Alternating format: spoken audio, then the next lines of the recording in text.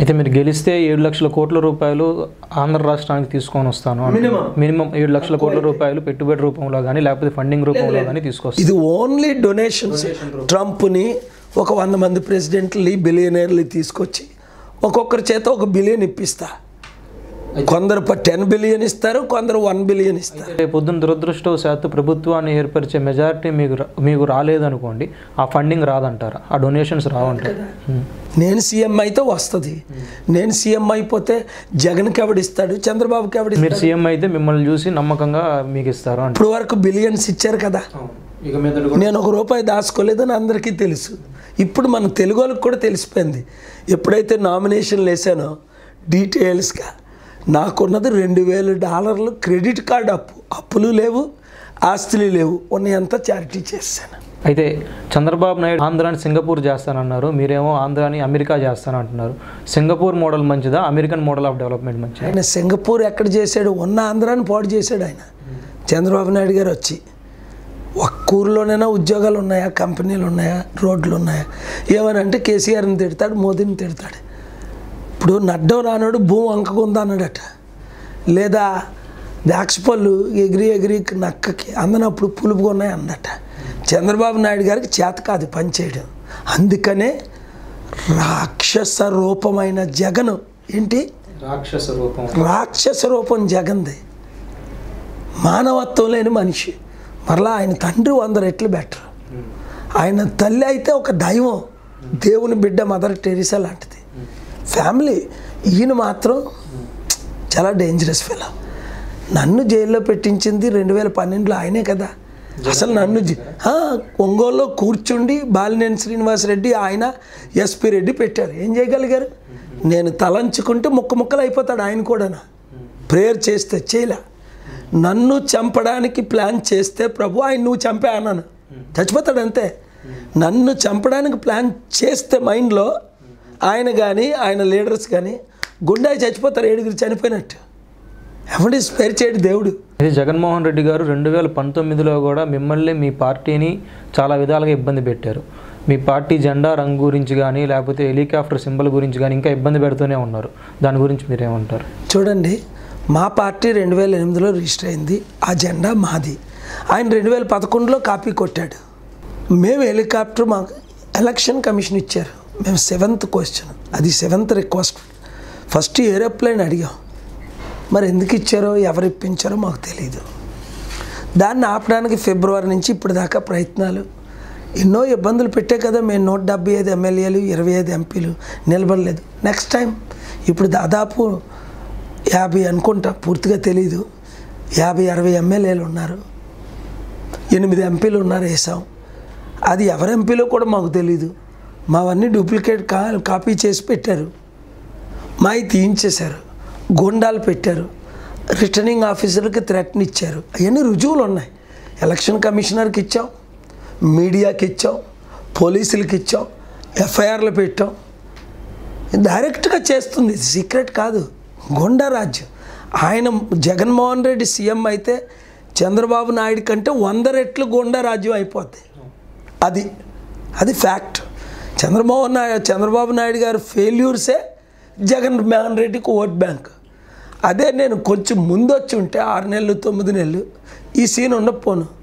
Pawan Kalyan join అవుతాడు కదా, కలిసి చేద్దామని వెయిట్ చేశాను. చీట్ చేశాడు పవన్ కళ్యాణ్ టీము. ఒక్కసారి పవన్ కళ్యాణ్ 100 సార్లు పిలిచిన ఏంటంటే వాళ్ళ టీంలో కొంతమంది ఓన్లీ టికెట్లు అమ్మడానికి వచ్చారు, అమ్ముకుంటున్నారు. మీరు రాజకీయాల్లోకి రాకముందు మీ పిలుపు కోసం వెయిట్ చేసిన వాళ్ళు ఇప్పుడు పిలిస్తే ఎందుకు రావట్లేదు అంటారు? లేదు, నేను ఎప్పుడు పవన్ని పిలలేదు. ఇప్పుడు క్రేజ్ ఎక్కువ. ఎవరు చూసినా అప్పుడు భీమవరం వస్తే క్రిస్టియన్స్ 1,00,000 మంది, నాన్ క్రిస్టియన్స్ 1,00,000 మంది. ఇప్పుడు భీమవరంలో 100కి మినిమం 90 మంది. క్రేజ్ పెరిగింది యూత్లో, పిల్లల్లో, హిందూస్లో, ముస్లిమ్స్లో. సో ఇప్పుడు అభిమానం పెరిగింది, ప్రేమ పెరిగింది, క్రేజీనెస్ పెరిగింది. ఇప్పుడు జగన్, పవన్, చంద్రబాబు మీటింగులు పెడితే డబ్బు ఇచ్చి తెచ్చుకోవాలి.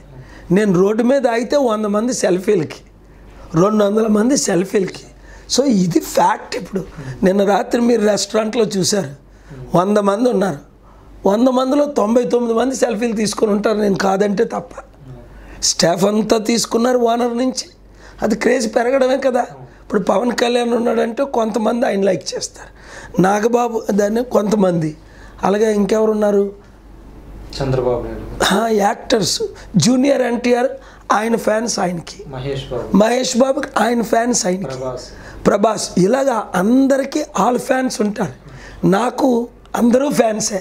అయితే వాళ్ళతో పోల్చుకుంటే మీ దగ్గర ఇంకా ఎక్కువ స్కిల్లే ఉంది. మీరు ఎయిర్ బాక్సింగ్ చేస్తున్నారు, మొన్న పవన్ కళ్యాణ్ కంటే డ్యాన్స్ బాగా చేశారు, మీరంతా రావాలి మనమంతా కలవాలి చాలా బాగా పాడగలిగారు.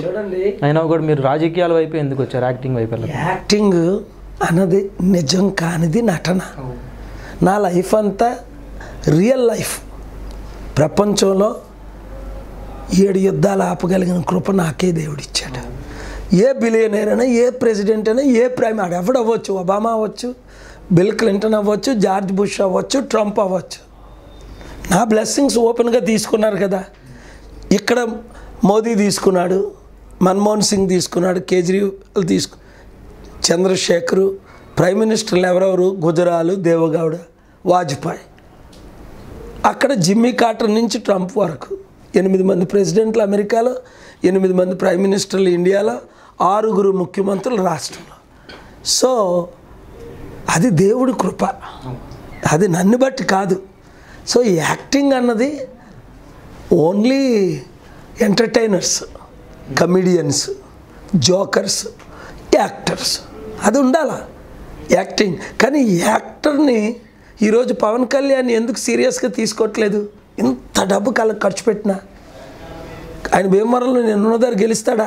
గెలడు, ఇక్కడే గెలడు. అదే నేను నిలబడితే డిపాజిట్లో రాకపోను. నన్ను నిలబెట్టకుండా వాళ్ళు కూడా ప్లాన్ చేశారు Pawan Kalyan team. That's okay, time will come. ఇప్పుడు రేపొద్దున మీరు పోటీ చేసిన 50 సీట్లలో 30 సీట్లు మీరు గెలిచి 70 సీట్లు వైఎస్ఆర్సీపీ, 70 సీట్లు టీడీపీ గెలిస్తే ఎవరి దగ్గర నుంచి మద్దతు తీసుకొని సీఎం అవుతారంటారు? చూడండి, అంటే మీ అవసరంతో ప్రభుత్వం ఏర్పాటు చేసే సమయం ఏర్పడినప్పుడు మీరు ఎవరి మద్దతు తీసుకొని సీఎం అవుతారు? చూడండి, మనం 30 గెలిస్తే నేనే సీఎంని మీరు అన్నట్టు ఎవరి మద్దతు తీసుకుంటారు అది చూడవచ్చు పరిస్థితులు బట్టి.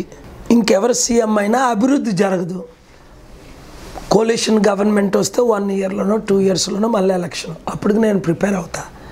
ఇప్పుడు మెంటల్గా కర్ణాటకలో జరిగిన పరిస్థితి, ఇప్పుడు మెంటల్గా మా క్యాండిడేట్లు ఎవరో మాకే తెలియదు. ఎందుకు మేము పెట్టిన క్యాండిడేట్లు డిస్క్వాలిఫై చేశారు రిటర్నింగ్ ఆఫీసర్స్. అందుకే హైకోర్టుకి వెళ్ళాం ప్రూఫ్స్తో, చీఫ్ ఎలక్షన్ కమిషనర్కి వెళ్ళాం, చీఫ్ ఎలక్షన్ ఆఫీసర్కి ద్వివేది దగ్గరికి వెళ్ళాం, సునీల్ అరోరా.